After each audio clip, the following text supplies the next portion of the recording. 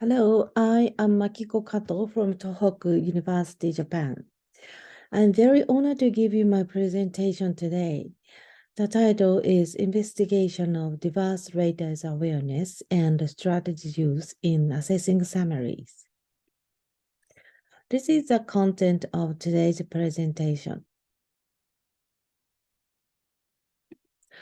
As you know, summary writing is one of the most important academic skills.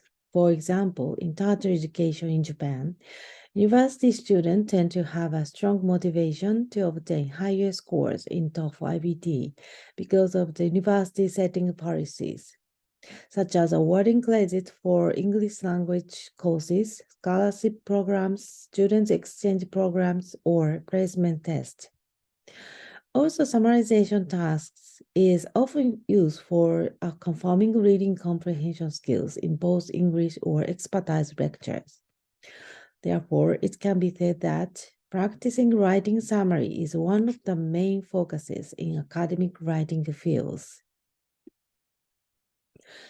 Summary writing is also one of the most complicated academic skills because it is a highly complex cognitive skill.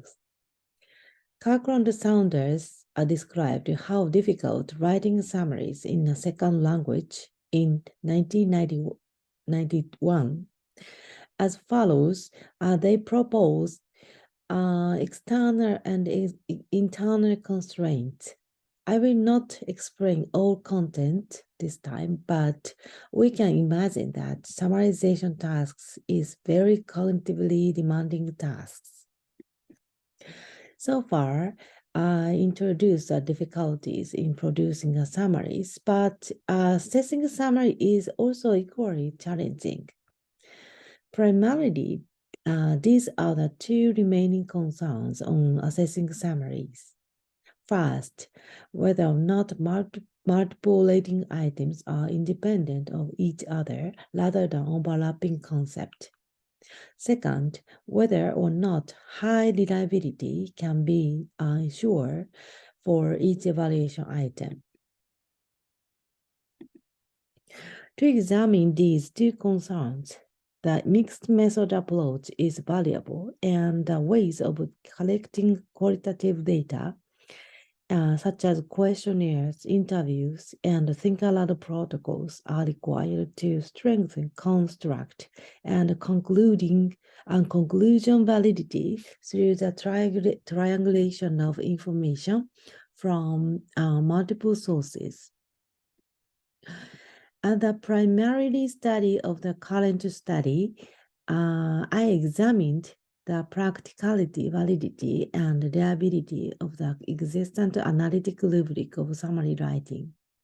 To do so, I asked 3 Japanese English teachers to take 3-hour data training sessions to assess 50-word-long English summaries written by 160 Japanese university students whose English proficiency level are CEFAR A1 and A2. The rubric is consisted of main idea coverage, integration, language use, and source use. The first item is whether or not the main idea of the source text contain appropriatory and moderatory. The second one is whether or not the information in the summary assigned with logical flow and has global interpretation. The third one, language use, is whether or not language in the summary are accurate, using accurate and sophisticated structure and vocabulary. And the final one, source use, is whether or not sentence in the summary are faithful to the source text and written in writer's own words. Then I asked them to give scores on a scale of 0 to 5 points and answer open-ended questionnaires about the ease of using the rubric. So, in response to one of the remaining concerns regarding whether the multiple rating items independent of each other rather than overlapping concept, all raters responded to have felt main area coverage and integration were measuring the same thing. This one needs to be actually conduct correlation analysis. Also, during the later training, they discussed and decided main ideas that should be written in the summary. So deciding main idea coverage scores did not seem to be difficult. On the other hand, it seemed that language use and source use were difficult to assess. For language use, for example, grammatical error gravity and judging the frequency of copying were subjective of each data. Using multivariate generalizability theory to analyze universe score correlations, it was found that main idea coverage and integration are indeed highly positively correlated. Therefore, main idea coverage and integration measure almost the same thing. The other concern is whether the inter and intra-data reliability can be high enough. But the inter-data reliability was low for language use and source use. Then the intra-data reliability was also low for language use and source use especially. Considering these findings through the case study conducted last year, the question as follows arises. If the attribute of summary writers and raters and the length of the source text were different, would the same result be shown? According to the previous studies on raters inner aspect during score decision, scoring by human raters causes subjectivity into the scoring process and decision making. For example, some researchers examined how the attribute of the raters, their mental processes, and the difficulties the raters face during the scoring impact on the reliability of the evaluation. Then Suto and others found that raters' mental processes during scoring and decision making depends on the expertise, proficient, and they also reported that the personal expertise, proficient, can contribute to optimal scoring reliability.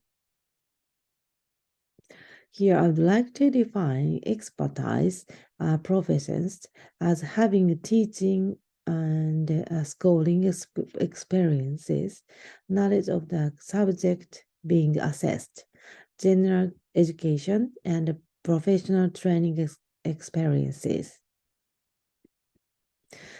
So my assumption is that difficulties later face may vary depending on the attribute of the raters. First, the premise focuses on raters with diverse backgrounds, such as native and non-native English speakers, beginners, and experts. Then the current study aims to investigate the latest evaluation methods and attitude when assessing English summaries. So the following two research questions arise. The first one is, do the difficulties the rater face vary depending on the attribute of the raters? And the second one is, do the reliabilities of assessing summaries vary depending on the attribute of the raters? Then my hypothesis is difficulties the rater face may vary depending on their attribute of the raters. Participant of this study is 20 Japanese university students who hold the A1 to C1 CEFAR level, and they were freshmen and sophomores of the Department of Education in Japanese University. They wrote English summaries.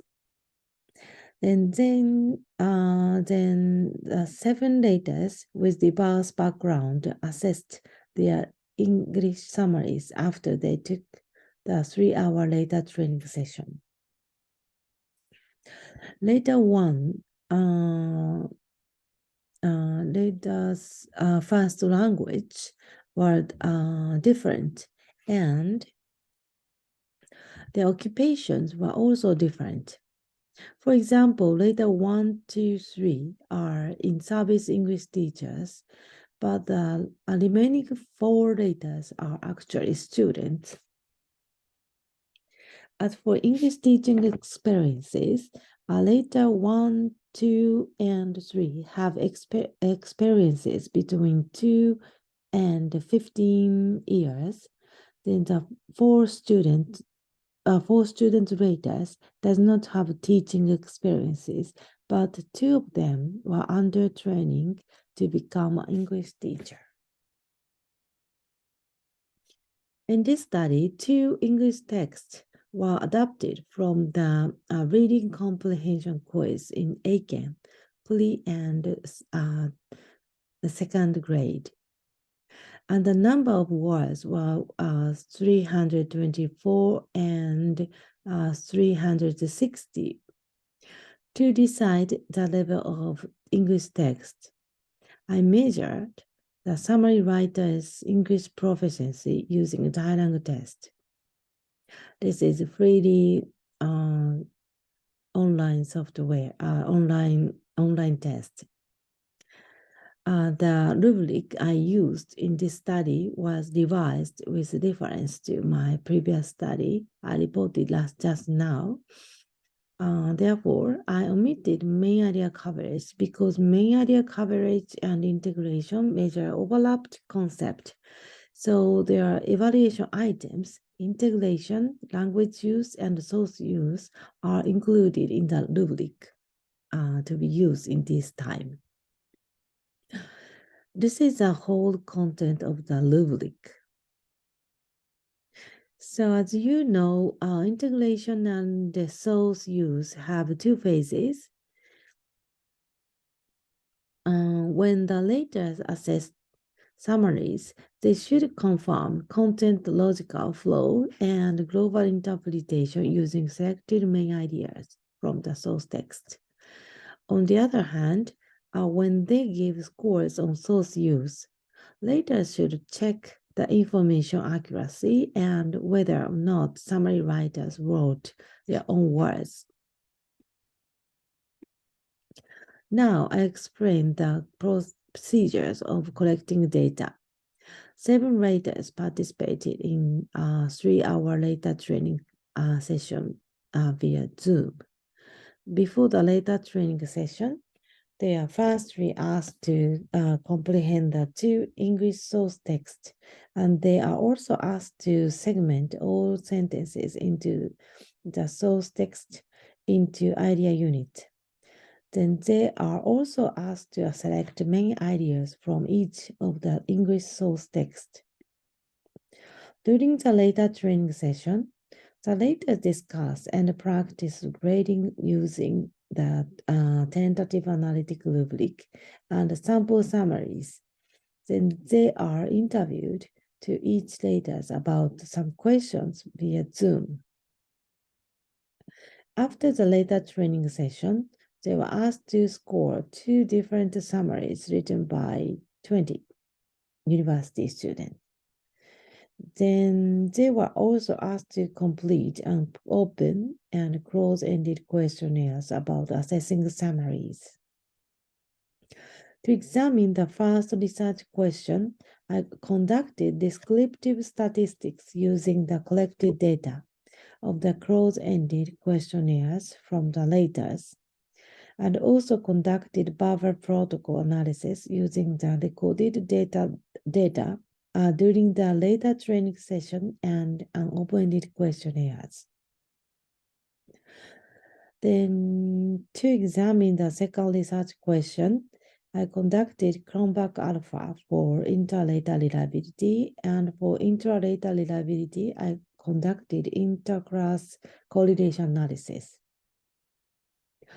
Letter 1 answered, he felt very difficult to assess all the items, especially he seemed to take much work to judge the evaluation of copied sentences, paraphrases, and content accuracy. Then the later 2 answered that he did not much hesitate to assess all the items, but he reported that he often got lost in the specific scoring in integration and language use due to the descriptors expressions. Letter 3, who is a Japanese, seemed to have felt challenging to assess language use and source use. Especially, he reported that the judgment of whether or not the sentence or phrases were copied took much work. As for the result report from Letter 4 and 5, who are master students, they answered that they didn't face much difficulty in assessing all items. However, they said grading was complex because I had to compare the summaries and the text several times to ensure whether or not the content and information from the text were included in the summary. Overall, the later 6 and 7 who are under the training for becoming an English teacher seem to have found that summary scoring more difficult than the other raters.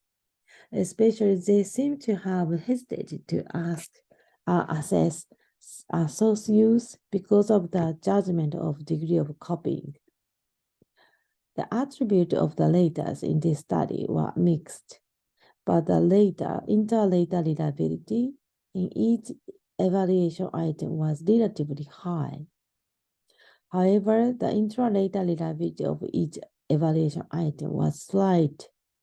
In other words, the 7 laters could not give consistent rating on each item.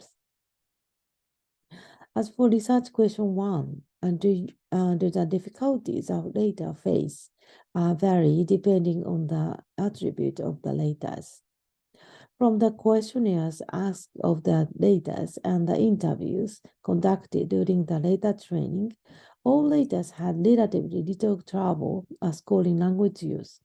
However, the descriptors in the integration and source use scores tended to cloud judgment. This is because integration and source use consists of 2 phases. Integration required assessing whether the information is condensed and whether the content is logical. In contrast, source use involves assessment of the accuracy of the content and the range of paraphrases. So I think revising the descriptors in the integration and source use is required. As for research question 2, do the reliabilities of assessing summaries vary depending on the attribute of the laters? Even though the main ideas have been decided during the later training, laters found it tough to look at the source text and the summary several times to recall the decided main ideas. Of course, if the source text is longer, the later judgment of the main ideas used in the summary would be divided. So I think for educational purposes, it may be necessary to present multiple summary patterns as model summaries.